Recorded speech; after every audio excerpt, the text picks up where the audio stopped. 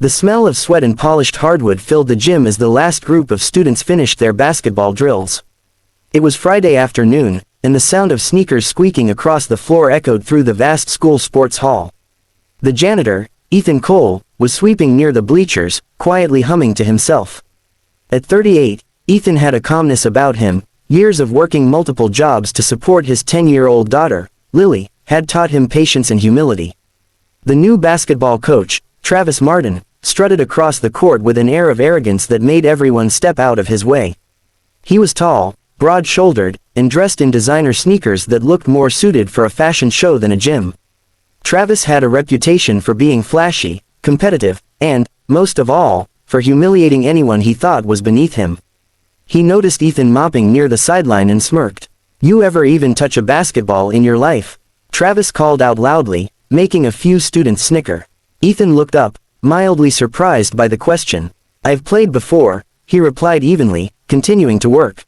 "Oh yeah," Travis grinned, spinning the ball on his finger. "How about we make this interesting? Let's see if the janitor can even hit a single shot. If you miss, you clean the gym floor twice this weekend."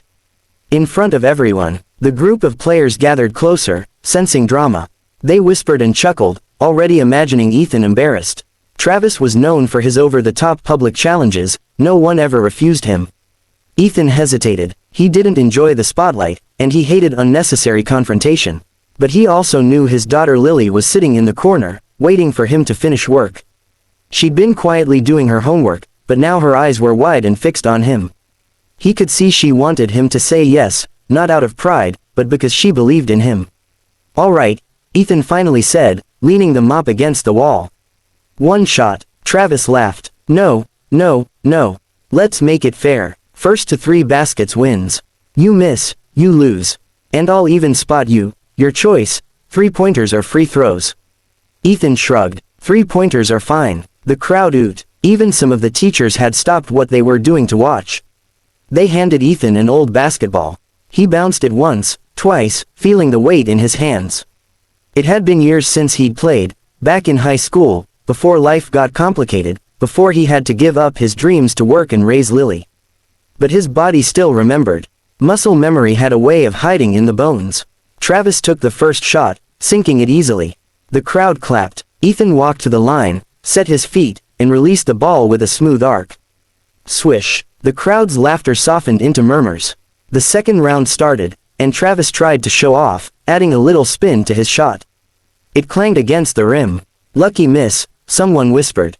Ethan's turn again, another swish. Now the murmurs turned into gasps. Travis narrowed his eyes. All right, no more games. He fired his third shot. It went in.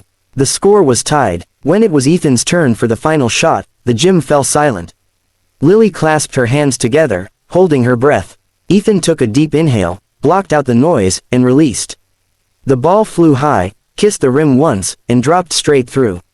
The gym erupted, not in mockery, but in genuine shock. Some kids even cheered. Lily jumped up from her seat, her face glowing with pride. Travis forced a laugh. "Beginner's luck," he muttered. But it didn't end there. One of the players yelled, "Coach, I think he can beat you in a full game." The chant grew. One-on-one. One-on-one. Travis had no choice. His ego wouldn't let him back down. "Fine. First to 5 points. But don't cry when you lose, janitor." Ethan didn't answer. They cleared the court. Travis started aggressively, trying to push past Ethan, but Ethan moved with a quiet efficiency. He wasn't fast, but he was smart. He anticipated Travis's moves, stole the ball, and made a clean layup. The crowd roared. Point after point, Ethan played with steady precision, never trash-talking, never showing off. Meanwhile, Travis grew frustrated, his shots becoming sloppy. Finally, Ethan scored the winning point. The gym exploded in cheers. Even some of Travis's own players were clapping for Ethan now. Travis looked humiliated. He mumbled something about just letting him win, and stormed off toward his office. Lily ran onto the court, throwing her arms around her dad. "I knew you could do it," she said, her voice trembling with excitement. Ethan smiled and hugged her tightly. "Thanks, kiddo, I did it for you." But the biggest surprise came later that evening. The principal, who had been quietly watching the whole thing, called Ethan into her office. She told him she had been looking for someone to help lead a youth basketball program for underprivileged kids. She'd seen not just his skill, but his patience and sportsmanship. Ethan's life began to change from that day. He still worked as a janitor, but he also coached kids in the evenings, something he'd once dreamed about but never thought possible. Lily would sit on the bleachers, helping pass out water bottles, watching her dad become not just her hero, but a role model to dozens of children. As for Travis, he avoided challenging Ethan ever again. And in a way, Ethan was grateful, because sometimes the sweetest victories aren't the ones you boast about, but the ones you quietly carry in your heart, knowing you stood your ground and inspired someone who mattered most.